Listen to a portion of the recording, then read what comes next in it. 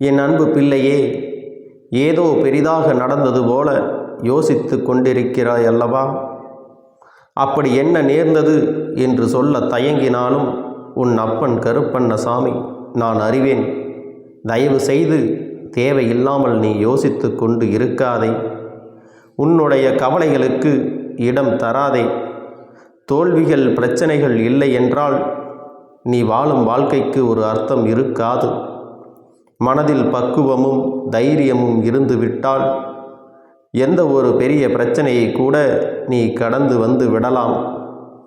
இப்பொழுது நீயும் இந்த பிரச்சனைகளை எல்லாம் மெதுவாக கடந்து விட்டு வந்து இருக்கிறாய் அல்லவா? என் அன்பு பிள்ளையே, உன்னை கண்டிப்பதற்கு எனக்கு மட்டும்தான் உரிமை இருக்கிறது. கவலைப்படாமல் நீ இருக்க வேண்டும். என்னை தாண்டி என்னை மீறி என் பிள்ளைக்கு எதுவும் நடக்க விட மாட்டேன். என் அனுமதியின்றி எவரும் உன்னை நெருங்கவும் விடமாட்டேன். உன் அப்பன் நான் இருக்கின்றேன். தைரியமாக நீ இருக்க வேண்டும். தன்னம்பிக்கையோடு இரு. கெடுதல் நடப்பதற்கு இடம் கொடுத்து விட்டால் பிறகு நான் எதற்கு சும்மாவா இருக்கின்றேன்? என் அன்பு பிள்ளையே, நீ கலங்காதே. எந்த சூழ்நிலையிலும் என் பிள்ளையை நான் கைவிடவே மாட்டேன். நான் உன்னை பாதுகாப்பேன். உன்னை வெறுத்து ஒதுக்கியவர்கள் மத்தியில், உன்னை பார்த்து இழிவாக பேசியவர்கள் மத்தியில், நீ எல்லாம் எங்கே வளரப் போகிறாய் என்று பேசியவர்கள் மத்தியில், உன்னை வீழ்த்தி மந்திரத்தையும் தந்திரத்தையும் செயல்பட வைத்தவர்கள் மத்தியில், அனைவரும் சேர்ந்து உன்னை பார்த்து வியக்கும் வண்ணம் உன் வாழ்க்கையில் நான் உன்னை உயர்த்தப் போகிறேன். இது தெரியாமல் கவலைப்பட்டு கொண்டு இருக்கிறாய் அல்லவா? நீ நம்பிக்கையோடு இருக்க வேண்டும். உன் அப்பன் கருப்பண்ணசாமி இருக்கின்றேன். என் அன்பு பிள்ளையே, நீ என்னிடம் எவ்வளவு பாசம், அன்பு, பயம், பக்தி கொண்டுள்ளாய். எல்லாவற்றிலும் உன் தந்தையான என்னை பெருமைப்படுத்தி இருக்கின்றாய். நீ என்னை உயர்த்தி இருக்கின்றாய். என் அன்பு பிள்ளையே, இவ்வளவு சிறப்பாக செயல்பட்டாலும் உன்னிடம் சிறு சிறு குறைகள் உள்ளது. இவற்றையெல்லாம் நீ கைவிட வேண்டும் என்பதே உன் அப்பனின் விருப்பம். நீ தீய எண்ணங்களையும் பழிவாங்கும் எண்ணங்களையும் விட்டுவிட்டு எல்லா உயிர்களையும் முடிந்தவரை நேசிக்க வேண்டும். பிறருக்கு என்ன உதவி தேவைப்படுகிறதோ அந்த உதவியை அவர்களுக்கு நீ செய்ய வேண்டும். சுய ஒழுக்கம் என்னும் அடித்தளத்தில் வாழ்க்கையை அமைத்து கொண்டு நீ வாழ பழகிக்கொள்ள வேண்டும். ஒழுக்கம் என்பது உன் அன்பானவர்களுக்கும் நீ நேசிப்பவர்களுக்கும் மட்டும் நீ காட்டுவது கிடையாது. உன்னை சுற்றியுள்ள அனைவரிடமும் நேர்மையை நீ கடைபிடிக்க வேண்டும். அதுவே தர்மம். தர்மத்தின் பலம் உன்னை நிச்சயம் தலைகாக்கும். எவன் ஒருவன் அவன் மனம் சொல்லும் எண்ணங்களை கட்டுப்படுத்தி வருகிறானோ அவனே வாழ்க்கையில் வெற்றி அடைவான் என்பதை நீ புரிந்து கொள்ள வேண்டும். நல்ல எண்ணங்களுடன் செயல்புரிந்தால் நிம்மதி, செல்வம், மகிழ்ச்சி ஆகியவை உன்னை பின்தொடர்ந்து நிழல் போல வரும் என்பதை மறந்து விடாதே. என் அன்பு பிள்ளையே, தர்மத்தை பின்பற்றாதவனுக்கு வாழ்க்கையில் துன்பத்தை தரும். வெறுப்பு, கடுஞ்சொல் இவற்றிலிருந்து விலகி நிற்க வேண்டும். எதிர்பார்ப்பு இல்லாமல் அனைவரையும் நேசித்து மகிழ வேண்டும். எந்த நேரத்திலும் எந்த நிலையிலும் நீ நிதானத்தை கடைபிடிக்க வேண்டும். முன்கோபப்பட்டு யாரையும் எதையும் சொல்லிவிடக்கூடாது. இந்த நல்வினைகள் கர்ம பந்தத்திலிருந்து உன்னை விடுபட செய்து வாழ்வில் உன்னை சந்தோஷமாகவும் நிம்மதியாகவும் வாழ வகை செய்யும். இந்த அப்பன் கூறும் வார்த்தைகள் மீது நம்பிக்கை வைத்து செயல்பட்டால் நான் உன்னோடு தான் இருக்கின்றேன் என்றும் என்றும் உன்னோடு இருப்பேன் என்றும் இனிமேல் உன் வாழ்க்கையில் பொற்காலம்தான் என்றும் நீ புரிந்து கொள்ள வேண்டும். உன் வாழ்க்கையில் அனைத்தும் வசந்தமாக மாறும் என்பதை நீ தெரிந்து கொள்ள வேண்டும். உன் அப்பனாக, உன் அம்மாவாக நான் இருக்கின்றேன்.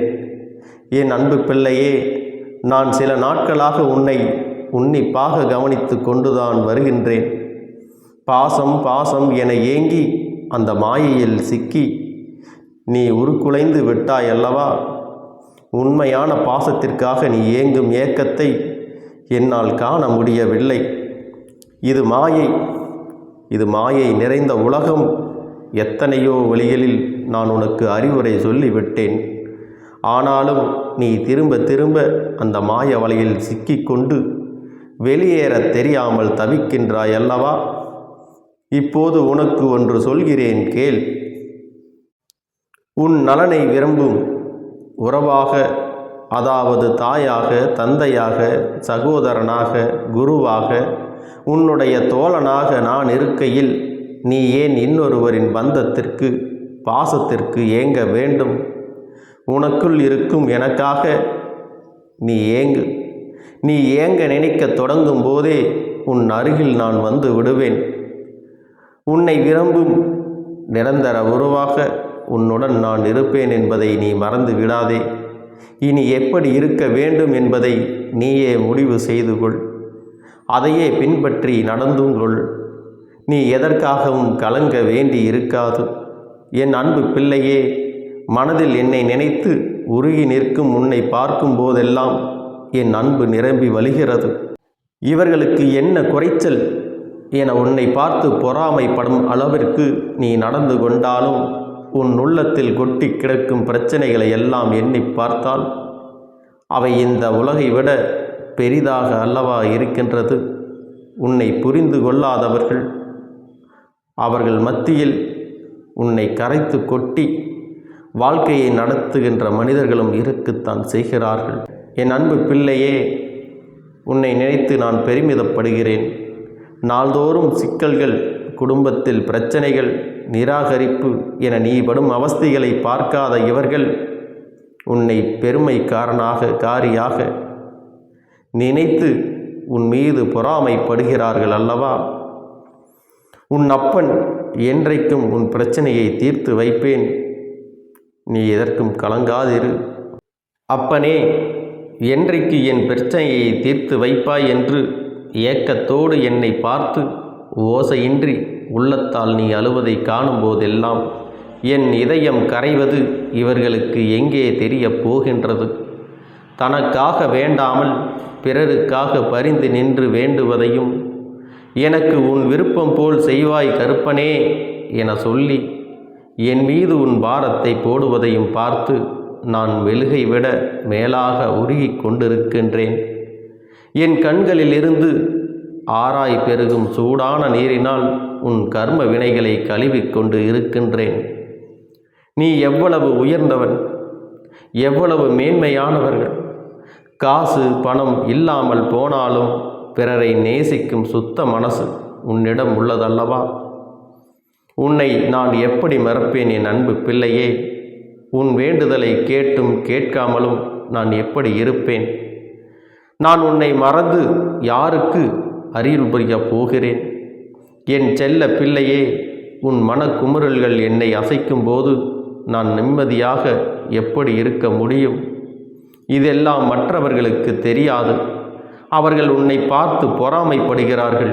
உன் மனதில் உள்ள குறைகளை புரிந்து கொள்ள முடியாத மனித ஜென்மங்கள் மத்தியில் நீ படுகிற அவஸ்தை அவர்களுக்கு புலப்படாது. நீ அவர்களை பற்றி கவலைப்படாதே. உன்னிடம் கை நீட்டி வாழும் அளவிற்கு அவர்களை வைத்து இருப்பேனே தவிர நீ சென்று அவர்கள் வீட்டு வாசலில் நிற்குமாறு நான் உன்னை வைத்திருக்க மாட்டேன். உன் கஷ்டங்களின் கணக்குகளை எல்லாம் எடுத்து பார்த்தால் மிகவும் அதிகமாக இருக்கின்றது. அவற்றை சரி செய்ய ஆரம்பிக்கப் போகிறேன். என்னை நோக்கி நீ வேண்டுதல்கள் செய்ய துவங்கிய அந்த நேரத்திலே உனக்கு பதில் தரும் வேலையை நான் துவங்கிவிட்டேன் என்பதையும் நீ புரிந்து கொள்ள வேண்டும். அதனால்தான் நீ சோதனைகளை அனுபவிக்கிறாய் என்பதையும் இப்போது மீண்டும் உனக்கு அதை அறிவுறுத்துகிறேன். என் அன்பு பிள்ளையே, புதிதாக வீட்டுக்கு வரும் பொழுது குப்பைகளை பெருக்கி வெள்ளை அடித்து கோலம் போட்டு சுத்தமாக்கிய பிறகுதான் உள்ளே வந்து குடும்பம் நடத்த முடியும் என்பது உனக்கு தெரியாமல் இல்லை. அதுபோலத்தான் உன் பிரச்சனைகளுக்கு தீர்வு வரும் பொழுது நான் உனக்கு தீர்வை சொல்லும் பொழுது உன்னை சுத்தமாக்குகிறேன். இப்போது நீ கர்மவினை என்ற குப்பைகளாலும் மாயை என்ற அழுக்குகளாலும் முற்றிலும் மாசுபட்டு இருக்கின்றாய். இதில் மூதாதைய உறவினர் செய்த பாவங்கள் உன்னை ஒட்டடை போல சூழ்ந்து இருக்கின்றது. உலக பந்தம் என்ற காற்றில் சிக்கிக்கொண்டு கஷ்டம் நஷ்டம் பிரச்சனை என்று அல்லல் பட்டு வருந்துகிறாய் அல்லவா? இவற்றையெல்லாம் நான் மெதுவாக சுத்தம் செய்யும் பொழுது உனக்கு சோதனை அதிகமாவது போலத்தான் தெரியும். சோதனை காலம் வரும் பொழுது நீ பயப்படாதே, கலங்கியும் விடாதே, எதற்காகவும் திகைப்படாதே. நான் உன் அப்பன் கருப்பண்ணசாமி உன் கூடவே இருக்கிறேன் என்பதை என்றும் நினைவில் வைத்து கொள்ள வேண்டும். தந்தை தன் பிள்ளைகளை கண்டித்து நடத்துவது போல நான் உன் அப்பன் என்னை நேசிக்கிறவர்களை கடிந்து கொண்டு வழி நடத்துகிறேன். இதை புரிந்து கொண்டு நடக்கும்போது நான் உன்னை வலிமையாக்க பொறுப்பு எடுத்துக்கொள்வேன். எதற்கும் நீ பயப்படாமல் இருக்க வேண்டும். வானம் நிலை குலைந்தாலும் குலையட்டும், மலைகள் இடம் பெயர்ந்தாலும் பெயரட்டும், ஆனால் நான் உன்னை விட்டு ஒருபோதும் விலக மாட்டேன், உன்னை கைவிடவும் மாட்டேன் என்பதை புரிந்து கொள்ள வேண்டும். உன் வழியில் எல்லாம் என்னை நினைத்து கொண்டே இரு. உன் பாதைகளை நிச்சயமாக நான் செம்மைப்படுத்துவேன். ஒரு குழந்தைக்கு போதனை செய்வது போல திரும்ப திரும்ப நான் உனக்கு போதித்து கொண்டே இருக்கிறதால் உனக்கு சலிப்பு வருகின்றதா? என் அன்பு பிள்ளையே, நான் எங்கும் நிறைந்திருக்கின்றேன், எந்த இடத்திலும் நிறைவாக இருக்கின்றேன், உன்னுள்ளும் ஒளிந்தபடி உறைந்து இருக்கின்றேன்.